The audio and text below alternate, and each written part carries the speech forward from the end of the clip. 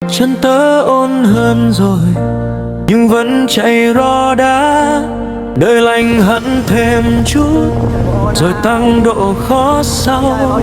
Leo dốc liên tục vừa phê vừa sướng, lên cầu thì mát rượi, xuống cầu đổ mồ hôi.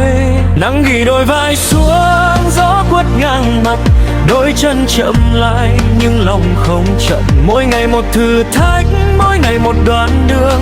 Hôm nay là nắng gắt và cây cầu quá dài, chỉ cần giữ kỷ luật đã là một chiến thắng. Đi chậm mà đúng nhịp cũng là đi rất xa. Sự mình hôm nay thoát là hơn người đứng yên rất lâu, không cần đợi đường sáng mới bước đi. Huy chương không cho khán giả mà cho người ra